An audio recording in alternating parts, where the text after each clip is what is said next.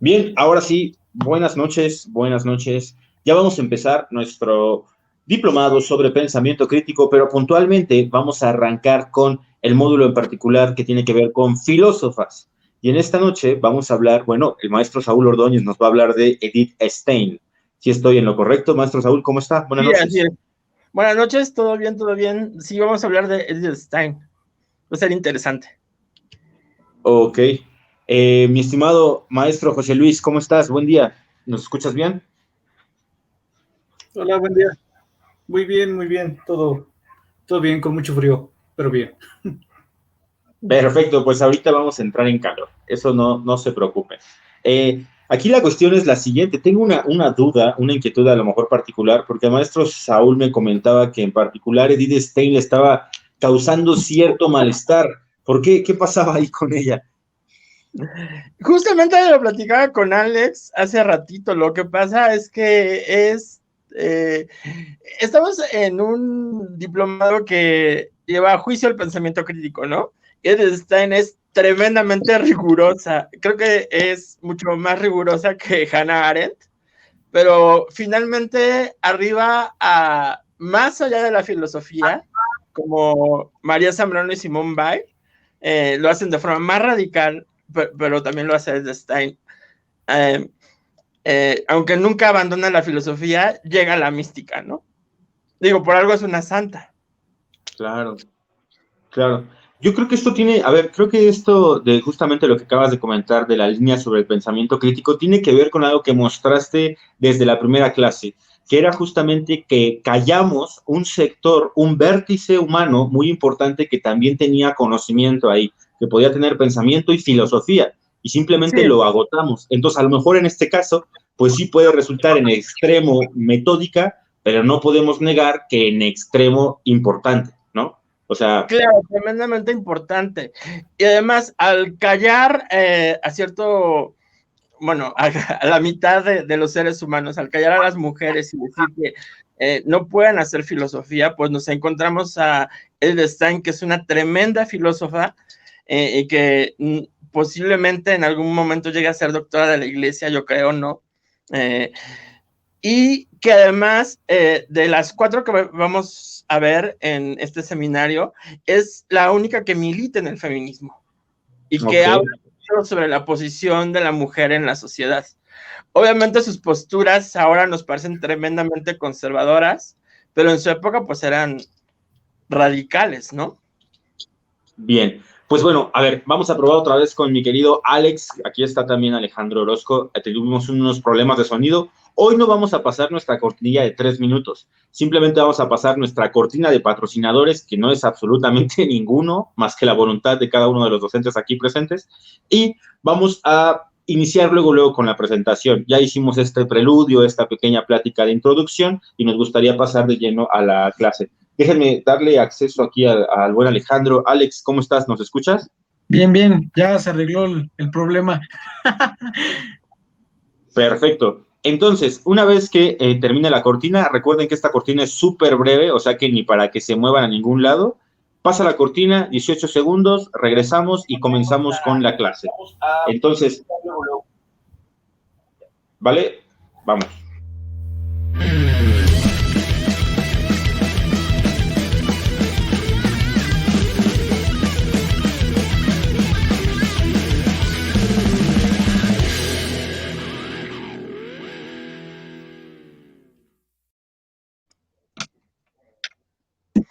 Bueno, pues empezamos. ¿Cómo están, Alex, José?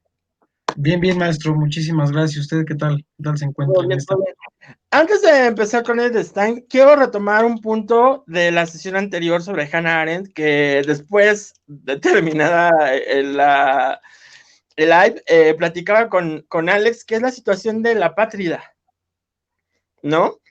Entonces, lo voy a retomar porque nos va a servir en la penúltima sesión cuando hablemos de Simone Weil, ¿no? Muy Porque bien. Simone Weil hace una crítica tremenda al discurso de los derechos humanos, ¿no? Porque un derecho no es tal, no vale nada si el poder no lo reconoce, En este caso, si un Estado, un gobierno, no lo reconoce. Entonces los derechos humanos se convierten en derechos civiles, que solo son dados a los ciudadanos. Y eso también lo señala Hannah Arendt, ¿no? Entonces, el apátrida carece de cualquier derecho civil, pero en realidad no se están violando sus derechos civiles, sino sus derechos humanos, ¿no? Mencionaba con Alex 2 ejemplos. El primero es el de las personas trans, ¿no? El primer derecho humano es el derecho a tener una identidad, pero las personas trans no tienen una identidad jurídica reconocida por el Estado, por lo menos no en nuestro país. Y entonces no existen, ¿no? O sea, realmente se critica mucho a transgénero, transexuales, por dedicarse al trabajo sexual o al narcomenudeo y otras actividades pues que están fuera de la ley, pero realmente debemos pensar que pues pocas opciones tienen, ¿no? Porque no pueden llegar a un empleo, a una empresa, al gobierno, a donde sea, a un servicio de salud, a nada, porque no tienen identidad jurídica, no existen para el Estado, ¿no? Y el segundo ejemplo que mencionamos fue el de los migrantes. Nosotros sabemos de los centros de detención en Estados Unidos, donde están enjaulados como si fueran animales, pero también los migrantes centroamericanos, en su paso por México, desde Chiapas hasta llegar al Río Bravo, se les puede hacer cualquier cosa, ¿no?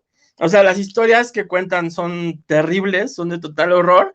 Y pues mencionábamos con Alex que llega a tal punto que es mucho más factible que seamos penados por violentar a un perro que tiene más derechos reconocidos por este Estado que a un migrante, ¿no? Lo cual es una situación bastante triste. ¿Qué es lo que opinas, Alex, José? ¿Qué opinan? Sí, pues la cuestión aquí, maestro, tiene que ver mucho con el tema de la legalidad realmente, y la legalidad a nivel nacional e internacional. Porque, pues bueno, tenemos varios convenios, varios pactos y tratados internacionales de los que varios estados pueden formar parte, ¿no? Y pues estos Sí, pactos, estos tratados son precisamente para poder adaptar las leyes, inclusive hasta las propias constituciones de los estados-nación, a un estándar internacional que vele precisamente por los derechos humanos. Pero desgraciadamente, pues nos enfrentamos con esa cuestión, ¿no? De que aún hay una primicia constitucional, aún hay ese romanticismo constitucional hacia cada entidad estatal que pues es muy arraigado y representa una carga para estos tratados y para estas convenciones, ¿no? Entonces, desafortunadamente, desde el tema legal nacional, pues tienen esa traba, que por desgracia sí podrán tener reconocidos sus derechos en una norma internacional, pero si estás en un estado que no forma parte o que no ha firmado y ratificado tal tratado internacional para velar los derechos humanos, pues bueno, no se ve obligado el Estado a llevarlos a cabo, ni a cumplirlos, ni a respetarlos, ni a garantizarlos. sí, lo terrible es que, por ejemplo, nuestro país participa, ya ha firmado, ya ha ratificado tratados internacionales como la Declaración Universal de Derechos Humanos, ¿no? E incluso la Constitución dice que las leyes nacionales y estatales y locales deben alinearse con esos tratados internacionales y no se hace, ¿no? Simplemente al no reconocer la identidad de las personas trans u otros derechos de otras minorías, hablo de toda la comunidad LGBT, TTIQ, etcétera, de los indígenas, etcétera, incluso de las mujeres, se está violando la Constitución, ¿no? Sí, pienso que aquí la cuestión, maestro, también tiene que ver mucho con el tema de armonizar tanto los preceptos legales, porque bueno, este es un problema que no nada más vemos en la actualidad, ¿no? O sea, es un problema que lleva añísimos y se ha visto en muchísimas etapas históricas del mundo. tal como lo comentábamos, el tema de Hannah Arendt, ¿no? De los apátridas y de los, de las personas que efectivamente ya no tienen, y de los apátridas y los refugiados, las personas Sí, que no tienen un estatus legal en ese país. Pero yo a lo que iba es esa falta de armonía entre las leyes y normas y entre la sociedad y entre la cultura de una sociedad, pues genera precisamente eso, que no se claro. puede llevar a la realidad esas acciones y esas políticas. Porque cualquier ley podrá tener, bueno, no pienso que haya leyes que quieran hacer mal a la gente, ¿no? O sea, eso Ujú, sería contra natura de la propia ujú. ley. Pero, ¿qué es lo que pasa cuando no concuerda la realidad de ese país con el tratado internacional y más aparte con lo que se quiere imponer a través de una ley o una norma nacional? Pues no va a servir, Claro. es letra muerta. Sí, para cerrar el tema ahorita, que luego vamos a retomar con Simón Bael, solo voy a mencionar dos cosas.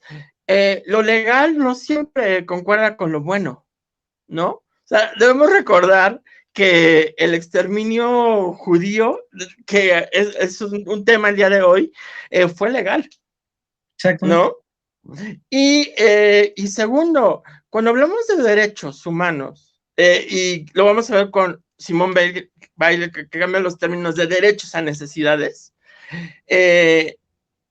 debemos dejar a un lado moral, cultura, religión, etcétera. O sea, no estamos aquí tratando esos temas, estamos tratando del bienestar de un ser humano, Los ¿no? fenómenos concretos. Claro, sí, o sea, el ser humano real. Y ese es un tema que también vamos a tratar hoy. Entonces, pues creo que podemos empezar con Edith Stein, de la cual mandé una presentación. Bueno, Edith Stein nació en Breslavia en 1891 y murió en Auschwitz, en la cámara de gas, en 1942. Y es una santa católica. Ella nace en una familia judía, pero después se convierte al catolicismo y profesa y finalmente termina en la orden carmelita.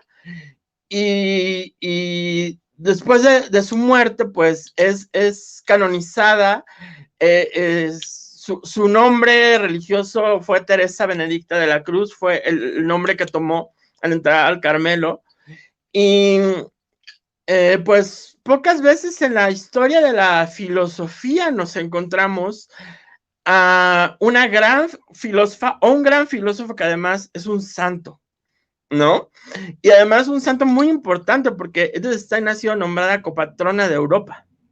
Y como decía antes de que al inicio de esta sesión, posiblemente en algún momento sea declarada doctora de la Iglesia, dada la importancia de su pensamiento para la doctrina católica, ¿no? Pero pues vamos a empezar. Preparé una introducción. Olvidamos muchas veces que en el inicio, la religión, en sus orígenes, la religión, la poesía y la filosofía eran una sola cosa, ¿no? Obviamente, ¿cuándo nace el fenómeno religioso? ¿Cuándo nace la poesía? ¿Cuándo nace el pensamiento? Si le quitamos ese nombre de filosofía, pues con la misma humanidad, son tan antiguos como la humanidad, ¿no? O sea, podemos ir atrás, atrás, atrás, y ya encontramos, en cuanto surge no solo nuestra especie, sino la de otros homínidos, ¿no? Estos fenómenos. Y si vamos pues a lo que tenemos cierto conocimiento que incompleto, si nos vamos a los griegos, ¿no? Tenemos que pensar que para ellos, al inicio, religión, poesía y filosofía eran una sola cosa. Pensemos, por ejemplo, en los presocráticos, pensemos en Heráclito, ¿no? Giorgio Colli propone que la sofía, la sabiduría, era el conocimiento, para los griegos, el conocimiento que la divinidad daba a los hombres a través de los oráculos. Y que cuando ese conocimiento se pierde es cuando surge la filosofía, ya no la sofía, ya no la sabiduría, sino el amor a la sabiduría, la búsqueda siempre fracasada de la sabiduría, ¿no? Y pues también, ¿cómo debemos leer a ciertos filósofos? No solo a los griegos, no solo a los presocráticos, por ejemplo, de Parménides, lo único que tenemos son fragmentos de un poema. Eso también continúa con los romanos, ¿no? Lucrecio escribe su De Rerum Natura en verso, pero también cómo leemos, por ejemplo, a Pascal, a Choran, a El Elogio de la Locura, ¿no? Bueno, cómo leemos a Nietzsche, podemos leerlos como poetas, a Platón, ¿no? Los diálogos platónicos se pueden leer como literatura, e incluso algunos han sido llevados a escena. ¿Cómo leemos a Erasmo de Rotterdam exactamente con su Elogio de la Locura? Ya recordé el nombre. Y también, cuando nos acercamos a los grandes poetas, pienso, por ejemplo, en Rilke. Se trata también de grandes filósofos, no solo Rilke, Antonio Porquia, Mario Montalbetti, o sea, ejemplos más actuales, ¿no? El mismo Octavio Paz, o sea, ¿cuándo separas al filósofo del pensador? Si por ejemplo, o Sor Juana, que en poemas como El Sueño o Piedra de Sol de Paz, El Sueño de Sor Juana o Piedra de Sol de Paz, nos ofrecen pues toda una cosmovisión, una filosofía, pero bueno, entonces quería recordar esto porque pues algo que hacen en nuestras filósofas es decir que la poesía, el arte en general y la religión también son fuentes de conocimiento, al igual que la filosofía. Y finalmente, tanto Edith Stein como María Zambrano y Simone Weil abandonan la filosofía y arriban a la mística. ¿Qué es la mística? La mística es la relación directa, sin intermediarios, del hombre con la divinidad. Aunque los grandes místicos, como San Juan de la Cruz, recomiendan no abandonar la doctrina de la religión institucionalizada, la compañía, incluso recomiendan tener un guía espiritual precisamente para no perderse en esa noche oscura de la mística.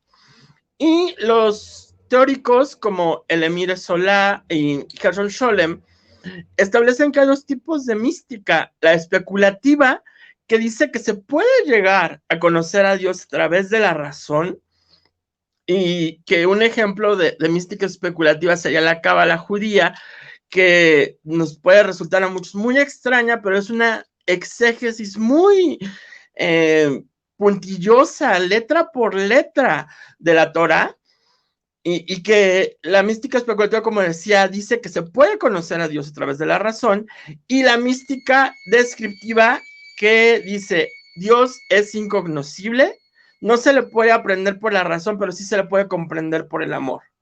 Entonces, lo que hacen los místicos en esta corriente, como San Juan de la Cruz y Santa Teresa de Jesús, es describir el proceso de transformación que experimentan, el camino por el que recorren en esa su relación con la divinidad. ¿Hasta aquí alguna pregunta? ¿Queda claro? Creo que esto es importante porque también creemos que estamos en una sociedad secularizada y, por ejemplo, filósofos actuales como Giorgio Agamben o Roberto Esposito han mostrado que detrás de nuestra sociedad secularizada seguimos siendo una sociedad religiosa y que nuestros términos seculares contienen contenidos teológicos. Yo decía que el fenómeno religioso es tan antiguo como la humanidad. Yo no hablaría de un homo religioso, sino de un homo fidens, un hombre que tiene fe. Y la cuestión es que tal vez muchas personas en el mundo ya no tienen fe a una divinidad o a una religión, pero tienen fe, en ese sentido, de fe no racional, etcétera, y que no es nada peyorativo, además, a la ciencia, por ejemplo, ¿no? La ciencia como una nueva fe, que se sigue ciegamente. Y María Zambrano dice, bueno, el estado de una civilización se puede diagnosticar por sus dioses, ¿no? Entonces, cuando nuestros dioses o nuestros ídolos son la ciencia, el dinero, el éxito, pues debemos preguntarnos cuál es el estado de nuestra civilización, ¿no? Y creo que me estoy metiendo en cuestiones muy polémicas, pero no puedo no hacerlo al tratar a Edith Stein. Bueno, ¿cuáles fueron sus influencias principales? Aquí vamos a ver cómo ella se interesó por una tremenda variedad de temas, fue muy precoz, ¿no? Y tremendamente rigurosa y disciplinada desde una infancia muy temprana, e inició por la literatura alemana, pero también inició con dos poetas que a la vez son dos filósofos, con Goethe y con Schiller, ¿no? Y después, cuando tiene que iniciar estudios universitarios, escoge dos ramas, la pedagogía y la filosofía. Y también va a tomar clases de psicología. Una gran influencia fue Edmund Husserl, la fenomenología. Ella fue incluso ayudante de Husserl y se encargó de la publicación de algunas de sus obras. Y en teoría debería de haberse quedado con su cátedra cuando él abandonó, pero no fue así. Y también está en diálogo constante con Martin Heidegger, ¿no? Pero también influye en ella otros pensadores como Max Scheler o Maritain, Gabriel Marcel, el personalismo, y después, estando ya después de su conversión, descubre a Santo Tomás de Aquino y la escolástica.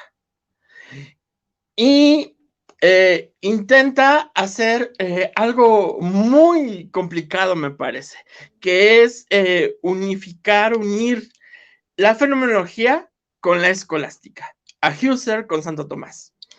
Y obviamente otras influencias fuertes son San Agustín de Hipona, San Juan de la Cruz, el gran místico, el mayor místico de la cristiandad, y Santa Teresa de Jesús, ¿no? Que por San Juan de la Cruz y por Santa Teresa pues va a ordenarse en el Carmelo, que es donde va a arribar. ¿Cuáles son sus obras principales? Pues tiene una obra bastante extensa, toda está publicada ya en castellano por Ediciones Espiritualidad, Monte Carmelo y El Carmen, y está ordenada temáticamente, ¿no? O sea, las obras autobiográficas, la parte fenomenológica, la etapa fenomenológica, la antropología filosófica, la etapa de pensamiento cristiano. Entonces, disponemos de toda su obra ya en castellano. Y voy a mencionar solamente sobre el problema de la empatía, que fue su tesis, que fue publicada en 1917, Ser finito y ser eterno, ensayo de una ascensión al sentido del ser. Bueno, desde el título se nota que se pone en diálogo con Heidegger, ¿no? Y la pregunta por el ser, por el sentido del ser que él abre en Ser y Tiempo. La ciencia de la cruz, que es interesante, vamos a comentar si puede existir una ciencia de la cruz, que fue publicada póstumamente en 1950, y otro texto que me parece muy interesante es la estructura de la persona humana, que fue un curso que dio la Universidad de Münster entre 1932 y 1933 y se publicó por primera vez en alemán en 1994, porque ella dialoga con el personalismo, pero corrige algunos errores que tiene, por ejemplo, Jacques Maritain. Bueno, ¿qué es la empatía? Obviamente, empatía, si le preguntamos a cualquier persona, va a contestar inmediatamente, es ponerse en los zapatos de otro, ¿no? Entonces, Edwin Stein dice que la empatía se produce cuando nos damos cuenta que quien está frente a nosotros no es un objeto, sino es otro ser humano. Entonces, hacia ese otro ser humano, ¿cómo podemos saber lo que le pasa? Pues a través de sus palabras, de sus gestos, etcétera, interpretándolos, ¿no? Pero podemos tener dos actitudes. Una precisamente racional, tratar de entenderlo, tratar de analizarlo, y lo que sería la verdadera empatía, que es una especie de compasión, de padecer con el otro, ¿no? Entonces, por ejemplo, si yo veo a un ser humano que está sufriendo, puedo acercarme a él como si fuera un fenómeno y tratar de entender por qué sufre, o puedo acercarme a él comprendiendo que es un ser humano sufriente, lo cual me exige una respuesta completamente diferente, ¿no? Ahora, también dice Edith Stein que la empatía, lo hace a partir de Husserl, es lo que nos permite, en palabras de Hannah Arendt, tener un mundo en común, un mundo humano, ¿no? Pero creo que es interesante, creo que lo que más rescato de aquí es esa cuestión de que la empatía es darnos cuenta de que el otro no es un objeto, pero también que no se puede reducir a la mismidad o a la ipseidad, a la identidad. El otro es otro. Y más adelante, pues vamos a ver al otro con mayúsculas, pero no el otro lacaniano, sino el otro con mayúsculas que es Dios y que es realmente incognoscible, ¿no? Bueno, la mayor obra de Stein es Ser finito y ser eterno. Creo que lo interesante es desde el subtítulo, ensayo de una ascensión al sentido del ser. ¿Qué es un ensayo? O sea, un ensayo no es sistemático, no es un tratado, no es un sistema, sino es un discurrir del pensamiento, precisamente un ensayar, un probar, prueba y error, a ver a dónde llegamos, ¿no? Entonces lo que trata de hacer aquí es esbozar una doctrina del ser, pero no construir un sistema cerrado, un sistema filosófico. Aún así, la obra es tremendamente ambiciosa porque pretende establecer 5 relaciones. Entre el creador y las criaturas, entre filosofía y teología, entre Platón y Aristóteles, entre San Agustín y Santo Tomás, y entre Martin Heidegger y una pensadora que fue su compañera de estudios y que es poco conocida. Yo la conocí a través de Edith Stein, que es Hedwig Conrad Martius, ¿no? Entonces, es un proyecto, como pueden ver, bastante ambicioso. ¿Cuál es el sentido de la filosofía?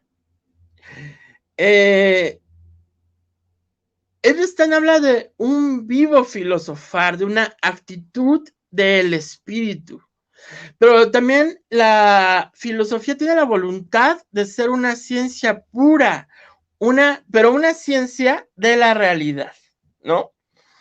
Creo que aquí podemos establecer una relación con Hannah Arendt. La filosofía no busca la verdad, sino el sentido, ¿no? Aunque por supuesto, Stein es mucho más canónica, ¿no? Y por tanto, porque la filosofía busca un sentido, busca la sabiduría, nunca alcanza su fin. Siempre es una tarea inconclusa. Sobre todo cuando entra en relación con la teología, porque entonces el fin va a ser Dios, y Dios resulta incognoscible, al menos para la mística descriptiva, que es en la que entra Edith Stein. Entonces, dice Edith Stein que la revelación cristiana ha dado a la filosofía ciertos conceptos que efectivamente ya van presentes desde antes, ¿no? Están presentes en los griegos, por ejemplo. Pero la filosofía cristiana medieval, la escolástica, tanto Tomás, Scoto, etcétera, van a precisarlos. Entonces, por ejemplo, dice que la creación da los conceptos de esencia y existencia. La Trinidad y la encarnación, los conceptos de naturaleza y persona. Es muy interesante el concepto de persona, es el que trabajé en mi tesis de doctorado, porque proviene del ámbito teatral y luego es retomado por el derecho romano y luego por la filosofía y por la teología. Entonces no se puede hablar de un concepto, sino más bien de un dispositivo, ¿no? Según Giorgio Agamben y Roberto Esposito. La Eucaristía aclara los conceptos de sustancia y accidente. Entonces dice que la teología ayuda a la filosofía. La filosofía puede ir de la mano con la teología, pero ella establece, son cosas diferentes, ¿no? O sea, aquí sí se sale de pues, la tradición, aquí se sale del pensamiento medieval, ¿no? Ella dice que el mundo, bueno, al menos en el momento en que le tocó vivir, la filosofía se preocupaba por el problema del conocimiento, era epistemología, y había olvidado la ontología que tiene su renacimiento, ¿no? Con Heidegger, que retoma la pregunta por el ser, por el sentido del ser en Ser y Tiempo, pero también la teología, o sea, había puesto a Dios cesante, ¿no? No es Nietzsche, sino Hegel quien dice que Dios ha muerto, pero no es la divinidad, es el Dios de la metafísica, ¿no? Y el Dios ha muerto de Nietzsche no debe entenderse como Dios ha muerto, viva, sino es un grito de terror. Dios ha muerto, entonces, ¿qué nos queda? ¿No? Tenemos que buscar una respuesta que no nos haga caer en el nihilismo, en la nada. Otra cosa que no sea Dios, ese Dios de la, repito, de la metafísica. Bueno. ¿Cuáles son algunos puntos que me parecen muy interesantes de ser finito y ser eterno? El yo, el hombre, se mueve entre el ser y el no ser, ¿no? Aquí también ya se desprende de la tradición filosófica, porque recuerden lo que dice Parménides y lo que dice Aristóteles, ¿no? O sea, lo que es y lo que no es, no es. Y de lo que se trata es lo que aborda la filosofía es lo que es, y el ser es infinito, eterno, inmóvil, ¿no? Pues no. El hombre se mueve entre el ser y el no ser. El hombre está en un continuo devenir, en un continuo cambio, en una continua transformación. También en este devenir, el presente se entiende, o Edith Stein lo entiende como una carencia, porque en este momento presente está ausente todo lo que ya fue y todo lo que será. Lo cual, por supuesto, puede hacernos caer en la angustia, pero también abre un infinito de posibilidades, ¿no? Porque si el presente es una carencia, pues entonces, ¿con qué vamos a llenar esa carencia? También retoman los conceptos de acto y potencia, ¿no? En el hombre el acto y la potencia no coinciden. En todos los seres finitos, el acto y la potencia no coinciden. Solo en Dios, el ser infinito, acto y potencia coinciden, a tal grado que se puede decir que Dios es puro acto, ¿no? Y en cambio el hombre, yo creo que el hombre debe ser entendido más como pura potencia, y eso es maravilloso, porque si tratamos de definir al ser humano, esto no lo dice Stan, esto lo digo yo, si tratamos de definir al ser humano de cualquier forma, como animal racional, ente racional, animal dotado de lenguaje, animal político, de cualquier forma que definamos al ser humano, podemos excluir a la mayoría de los seres humanos de esa definición. Precisamente una definición tiene la función estratégica no solo de incluir, sino de excluir. No dice solo qué es algo, sino qué no es, y deja todo lo demás afuera, ¿no? Entonces, si entendemos al hombre como pura potencia, entonces toda vida humana es humana, toda existencia humana es humana, ¿no? Así no sea política, no sea racional en el sentido en que entendemos la razón o la racionalidad en la tradición occidental en la que estamos, así ese ser carezca de lenguaje, de pensamiento, etcétera, ¿no? O sea, puede carecer de todo y sigue siendo una existencia humana.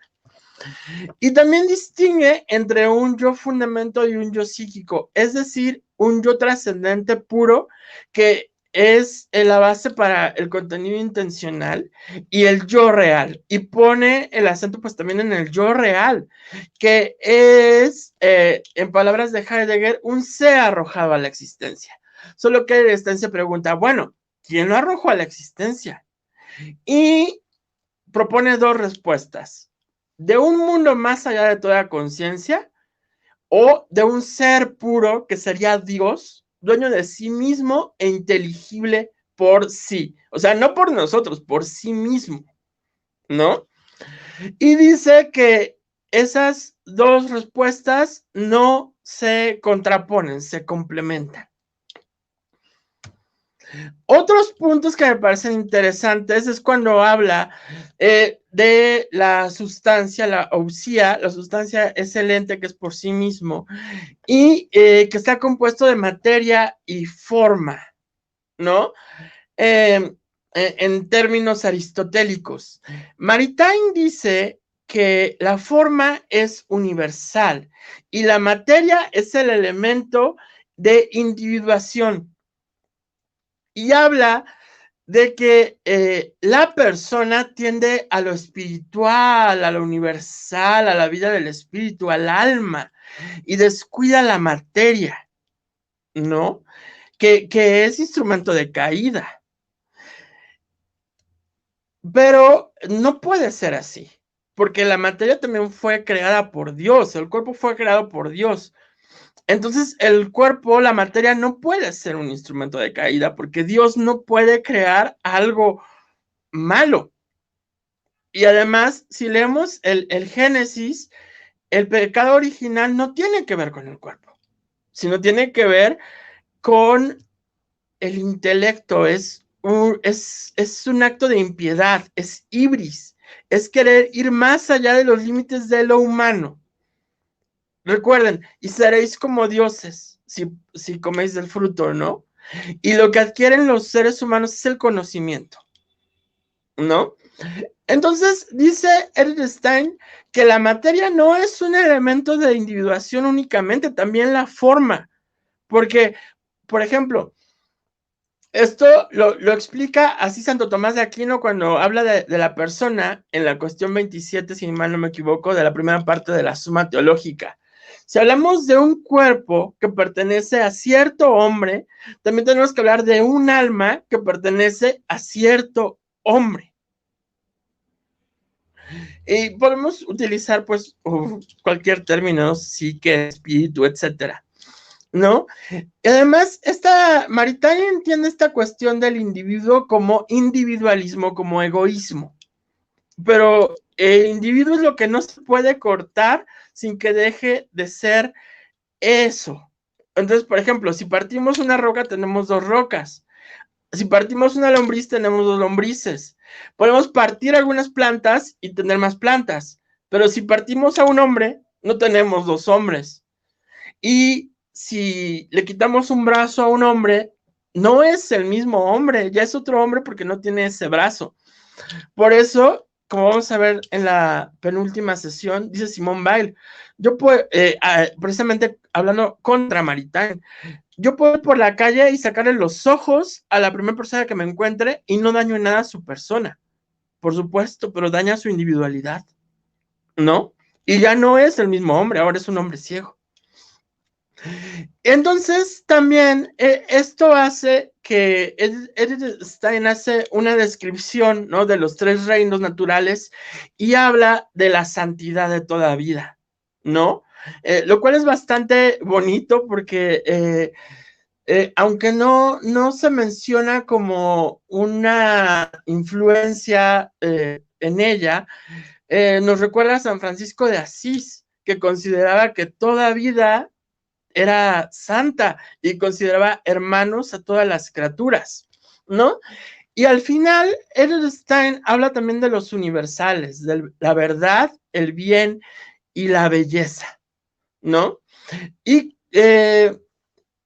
yo creo algo, aquí también habla Saúl, cuando nos encaminamos a la búsqueda de la belleza, por ejemplo, a través del arte, de la verdad a través de la filosofía, del bien a través de la vida espiritual, cuando buscamos esto, siempre arribamos a la divinidad, a Dios, ¿no? O a ese, a la trascendencia. Entonces, este es un punto que tienen en común las cuatro filósofas, sobre todo la belleza, porque la belleza del mundo, de la armonía del cosmos, no mundo, porque ese es el de los hombres, de la armonía del cosmos, ¿no? Es la contemplación de esa belleza, ¿no? Pues nos conduce a la contemplación del bien, de la verdad, de Dios, como lo explica Platón en el banquete, ¿no? Como lo explica Sócrates según le enseñó Diotima de Mantinea. Bueno, la cuestión es que dice Edith Stein, bueno, pues terminamos arribando a Dios, pero a Dios no se le puede conocer, ¿no?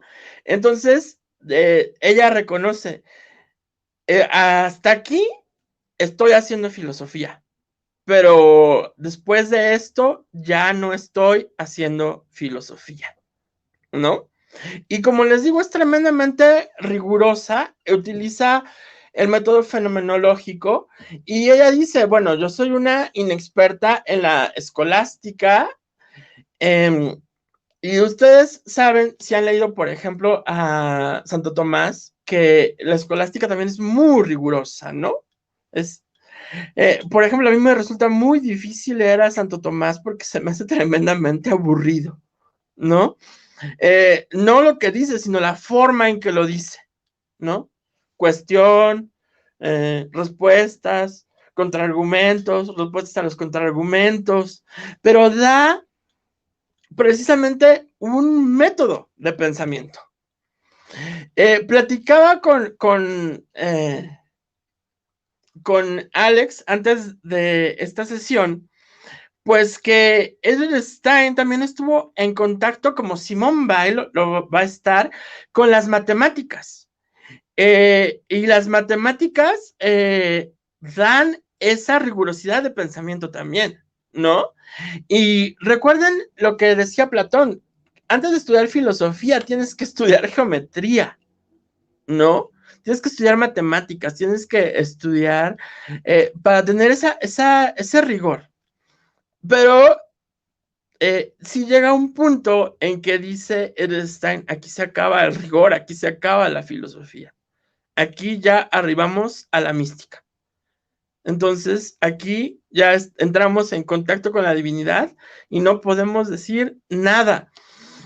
Ella tuvo experiencias místicas, eso es innegable, pero de ellas no dijo nada. Lo único que dijo fue, secretum meus mihi, o sea, es mi secreto y para mí me lo guardo, ¿no?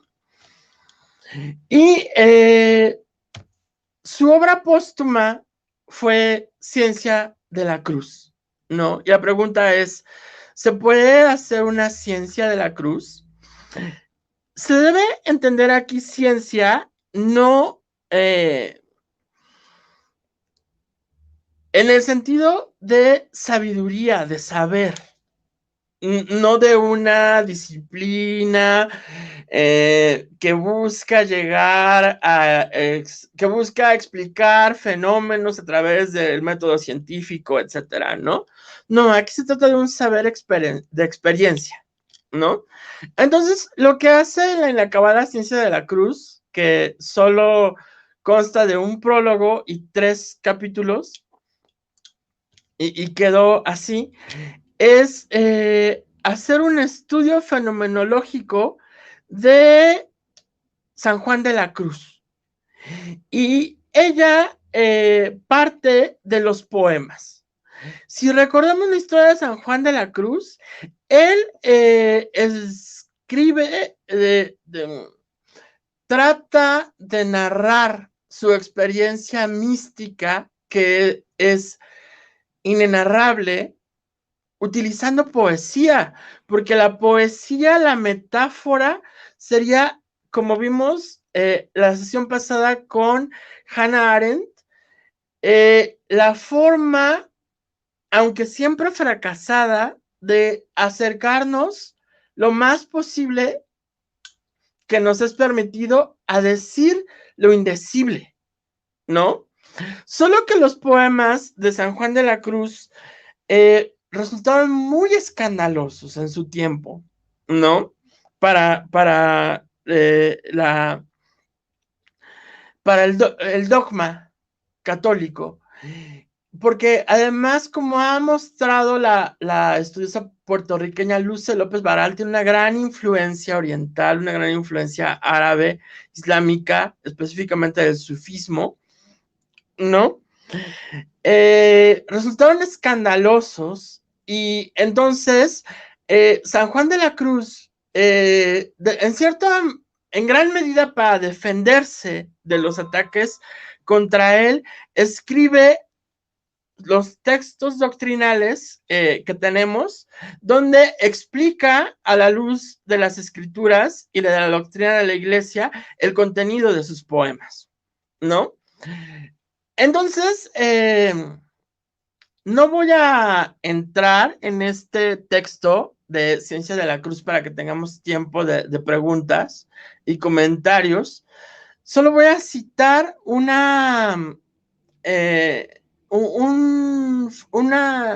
estribillo de un poema de San Juan de la Cruz, que habla precisamente de la experiencia mística. Entréme donde no supe y quedéme no sabiendo, toda ciencia trascendiendo. Esto también lo vamos a encontrar en las próximas sesiones en María Zambrano y Simone Weil, ¿no? Se trata de tener, y también así lo explica Stein partiendo de San Juan de la Cruz, se trata de tener una actitud de atención, de una receptividad pasiva, pero es una pasividad activa. Todo aquí son paradojas, ¿no? Que permita precisamente esa revelación, ¿no? Entonces, se trata de calmar las pasiones. Dice en Ciencia de la Cruz Stein, calmar tanto la esperanza como el temor, tanto la felicidad como el dolor, porque ella entiende la cruz como un signo, ¿no? En la obra de San Juan de la Cruz. Un signo que es causal y que tiene una raíz histórica, porque Cristo fue muerto de esa manera, porque era una forma común de ejecución en el Imperio Romano, pero le da mayor importancia al símbolo de la noche, que la noche es importantísima en San Juan de la Cruz y que se puede entender de dos maneras. La noche iluminada por la luna, que permite ver, pero también la quietud, esa quietud que se consigue cuando se acallan las pasiones y se deja de prestar atención al mundo, a los seres del mundo, incluso a uno mismo, y se centra la atención en Dios. Y esto se resume en un breve poema de San Juan de la Cruz que se titula Suma de Perfección y que solo consta de 4 versos que dicen: olvido de lo criado, memoria del Criador, atención a lo interior y estarse amando al amado, ¿no? Suena muy, muy fácil, pero es tremendamente difícil. Y además, tenemos que comprender algo. Cuando hablamos de desprendimiento, ¿no? Algunas personas lo malentienden, o abandono o desapego. Algunas personas lo malentienden como no sentir nada, y no sentir nada sobre todo para no sufrir, ¿no?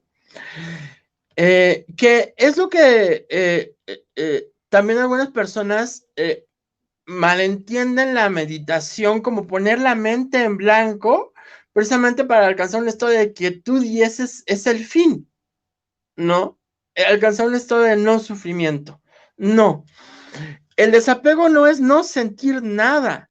El desapego es sentir, porque además Edward Stein, durante todo su recorrido filosófico y espiritual, sigue poniendo el acento en la empatía. Entonces no se puede permanecer impasible ante el otro, y tampoco ante el otro que es Dios, ¿no? No se trata de no sentir, sino se trata de darse cuenta de que las pasiones pasan, ¿no? No aferrarse a ellas, a ninguna. Y tampoco se trata de vaciarse o vaciar la mente como final, no. Dice San Juan de la Cruz en la subida del Monte Carmelo que la meditación es para los principiantes y llega a ser un estorbo, porque al final se trata de arribar a la contemplación de la divinidad, en tanto es posible, porque es en la noche oscura, ¿no? Dios es incognoscible. Hay otro texto que se titula La nube del no saber, que dice que entre nosotros y la divinidad hay una nube, y de lo que se trata es de fijar la atención y estar como golpeando esa nube, intentando traspasarla, aunque nunca se logre. Entonces, precisamente, se trata de lograr ese vacío y esa quietud, no como un fin, sino como un primer paso necesario para llegar a la contemplación, vaciarse para darle espacio en uno mismo a la divinidad, ¿no? Lo cual es, pues, bastante difícil, ¿no? Y es interesante cómo Edith Stein, que nunca deja de ser una filósofa rigurosa, dice, bueno, aquí dejo de hacer filosofía, aquí ya estoy haciendo otra cosa, estoy haciendo teología, pero María Zambrano y Simone Weil también arriban a la mística, solo que en su caso no es una mística católica, es una mística gnóstica, ¿no? Pero hay un punto que se me olvida y que tiene que ver con la revelación. Edith Stein dice que esta relación con la divinidad es especial, tiene una naturaleza muy especial en las tres religiones monoteístas, en el judaísmo, en el islam y en el cristianismo, ¿no? Entonces, lo cual permite un diálogo ecuménico entre estas tres grandes religiones que además son hermanas, no lo olvidemos. Incluso ella que se convierte al catolicismo no reniega de sus raíces judías como lo llega a hacer Simone Weil. Cuando empieza la persecución antisemita en Alemania, escribe una carta al Papa en turno, si no me equivoco, Pío XII, para alertarlo de lo que estaba pasando con el pueblo judío y lo que después iba a pasar con los católicos. Esta carta obviamente se conoció mucho después, mucho después. Y ella se ofrece como víctima por su pueblo. Y lo hace como católica. Pero cuando habla de su pueblo, no se está refiriendo a los católicos, se está refiriendo al pueblo judío, ¿no?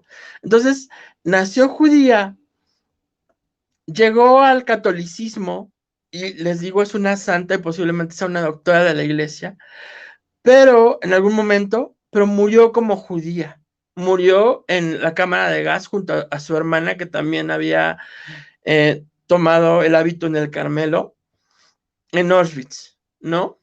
Le tocó también como a las otras tres vivir los grandes conflictos del siglo XX. Ella es la primera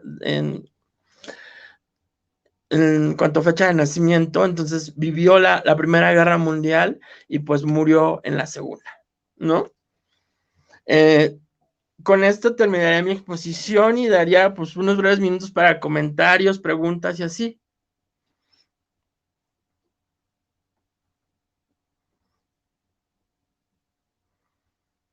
Los veo muy callados, chicos.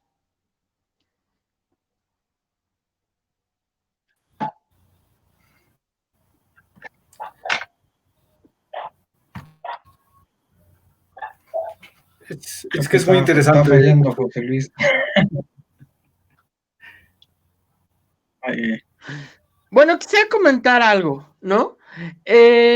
Muchas veces se nos olvida en este mundo, como dije, supuestamente secularizado, que para grandes filósofos, Dios y la fe fueron cuestiones muy importantes, ¿no? De Platón, pero, por ejemplo, también para Descartes, ¿no? O sea, el gran problema va a ser cómo no dudar, cómo no negar la existencia de Dios para Descartes. Para Pascal, el gran problema también va a ser Dios, la fe, ¿no?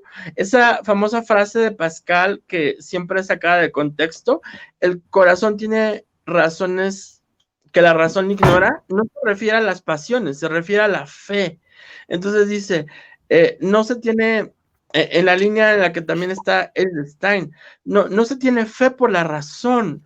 La fe no es asunto de razón, Dios no es asunto de razón.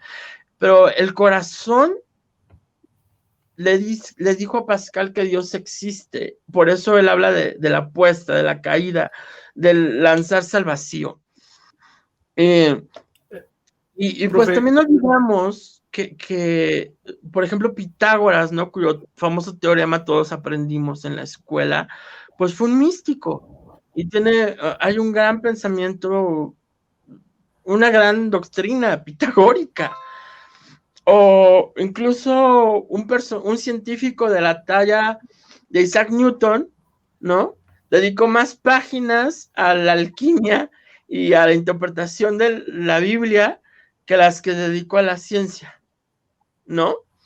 Y entonces olvidamos que la religión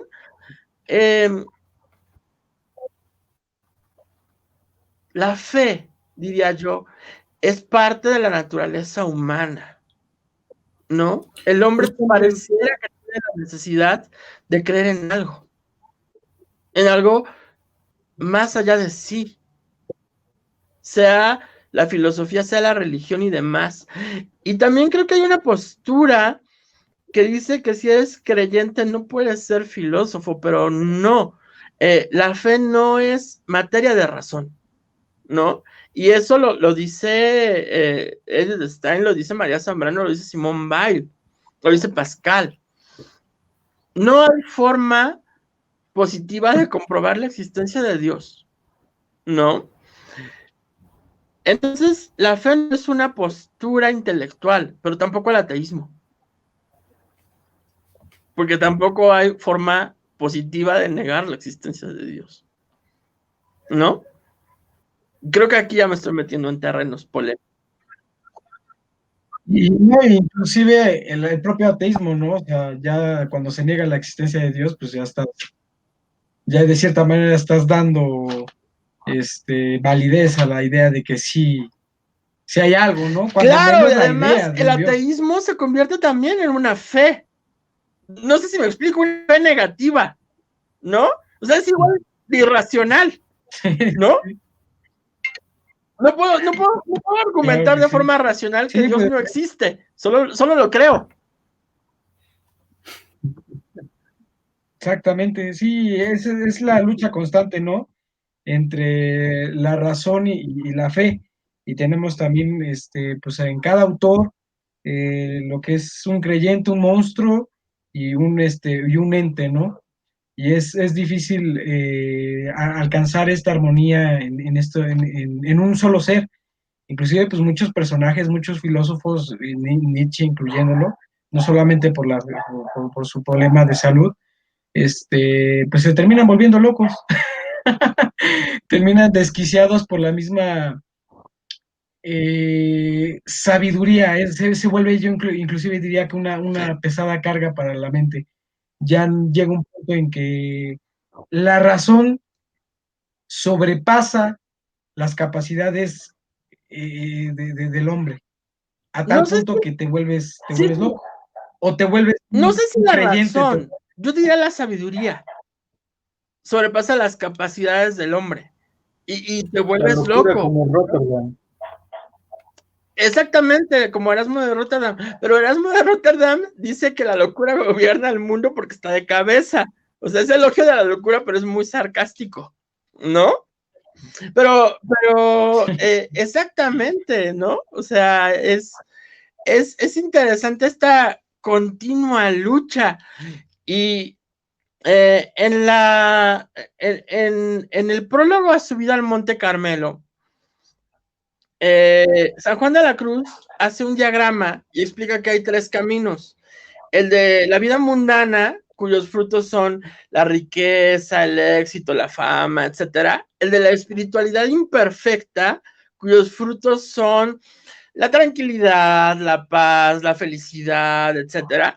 Y el de la espiritualidad perfecta, que para él es el del Monte Carmelo, cuyos frutos son nada, nada, nada, nada, nada, nada, y aún en el monte nada, ¿no?